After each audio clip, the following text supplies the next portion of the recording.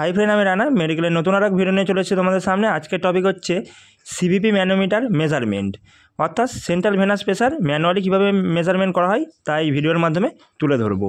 আর একটাভাবে measurement করা হয় সেটা হচ্ছে হিমোডাইনামিক মনিটরের মাধ্যমে। তো এটা ম্যানুয়ালি কীভাবে করা হয় সেটা তোমাদের এই ভিডিওর মাধ্যমে তুলে ধরবো। তো এটা করতে গেলে কী কী লাগে আমাদের, না একটা ম্যানোমিটার সিবিপি ম্যানোমিটার, একটা আইভি সেট, 3-ওয়ে কানেক্টার আর একটা 500 NS বতল। সেন্ট্রাল ভেনাস প্রেসার কখন দেখবো বা কোন কোন ক্ষেত্রে করবো এই জিনিসটা, সেপটিক শকে থাকলে পেশেন্ট বা হাইপোভলিমিক শক, হেমারেজিক শক বা কার্ডিওজেনিক শক, সিভিয়ার বার্ন, রিফিউশন বা পালমোনারি ইডিমা হয়ে গেছে পেশেন্টের, তো এই সমস্ত পেশেন্টের ক্ষেত্রে আমরা সেন্ট্রাল ভেনাস প্রেসার মেজারমেন্ট করে থাকবো। সেন্ট্রাল ভেনাস প্রেসার মানে আমাদের রাইট আর্ট্রিয়ামের প্রেসারটাকেই বলা হচ্ছে, যার নর্মাল ভ্যালু 8 থেকে 12 সেমি/H2O। তো এই সিবিপি নর্মাল রেঞ্জের থেকে বেশি হয়ে যাওয়া মানে কি বুঝবো, অর্থাৎ রাইট হার্ট ফেলিওর। আর কমে যাওয়া মানে কি বুঝবো, না হাইপোভলিমিয়া রয়েছে অর্থাৎ ব্লাড ভলিউম লো, অর্থাৎ রাইট হার্ট ডিসফাংশন, ফ্লুইডের কোনো একটা ঘাটতি রয়ে গেছে। তো এই সিবিপি ম্যানোমিটার কীভাবে কানেক্ট করছি তোমরা দেখে নাও। তো হার্ট লেভেলে এই সিবিপি ম্যানোমিটারের 0 লেভেলটাকে রাখতে হবে, অর্থাৎ মিড অ্যাক্সিলারি লাইন এই অনুযায়ী রাখতে হবে। সিবিপি ম্যানোমিটারের যে রিডিংটা থাকে সেটা -4 থেকে 34 সেমি/H2O অবধি। 0 যে লেভেলটা ওটা হচ্ছে হার্ট লেভেলে রাখতে হবে বা মিড অ্যাক্সিলারি লাইন বরাবর রাখতে হবে।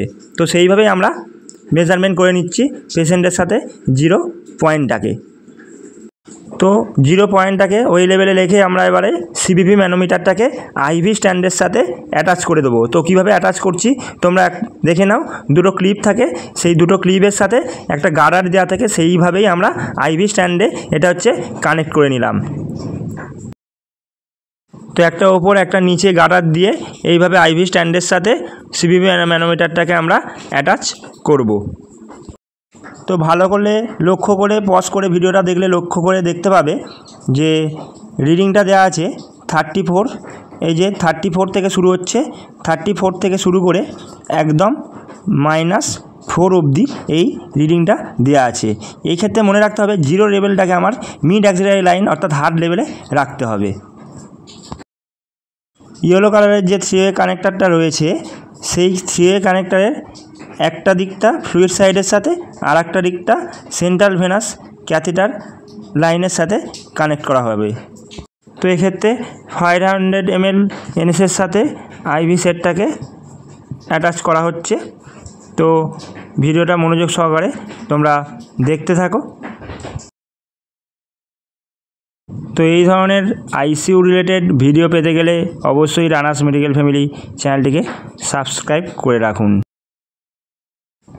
এই যে আইভি সেটের এক প্রান্তকে কানেক্ট করা হচ্ছে সিবিপি ম্যানোমিটারের একটা প্রান্তের সাথে, কিভাবে কানেক্ট করা হচ্ছে তোমরা ভিডিওটা মনোযোগ সহকারে দেখতে থাকো। আর একটা সেন্ট্রাল ভেনাস ক্যাথেটারাইজেশন লাইনের সাথে কানেক্ট করা হবে। তো এইটাও কিভাবে কানেক্ট করা হচ্ছে তোমরা দেখতে থাকো মনোযোগ সহকারে। এই 3-ওয়ে কানেক্টারের আর এক অপর প্রান্তে আইভি ক্যাথেটার লাইনের সাথে বা সেন্ট্রাল ভেনাস ক্যাথেটার লাইনের সাথে যেটা যুক্ত থাকবে সেটাকে কানেক্ট করা হচ্ছে। তো তোমরা ভিডিওটা দেখতে থাকো কীভাবে কানেক্ট করা হচ্ছে। তো সেন্ট্রাল ভেনাস যে ক্যাথেটারাইজেশন সেই লাইনটা 2 লুমেন, 3 লুমেন বা 1 লুমেনের হয়ে থাকে। তো এক্ষেত্রে আমাদের যেটা পেশেন্টের করা রয়েছে এই ক্ষেত্রে 3 লুমেন সেন্ট্রাল ভেনাস ক্যাথেটার। তো এর 3টে পোর হয়, একটাকে বলা হয় মিডিয়াল, আর একটাকে বলা হয় ডিস্টাল, আর একটাকে বলা হয় প্রক্সিমাল। তো ডিস্টাল এই লাইনের সাথে সিবিপি ম্যানোমিটারের লাইন যুক্ত করতে হবে, অর্থাৎ মিডিল লাইনের সাথে সবসময় আমরা সেন্ট্রাল ভেনাস প্রেসারটা দেখে থাকবো, অর্থাৎ যেটাকে আমরা ডিস্টাল নামে পরিচিত। হোয়াইট কালারের পোর্ট হয়ে থাকে, ইয়েলোটা হচ্ছে মিডিয়াল আর ব্লুটা হচ্ছে প্রক্সিমাল। তো দেখে নাও ভিডিওটা, 3টে লাইন, একটা হচ্ছে ব্লু, একটা হচ্ছে ইয়েলো, একটা হচ্ছে হোয়াইট। তো এই হোয়াইটের সাথে সিবিপি ম্যানোমিটারের লাইনটা যুক্ত করব।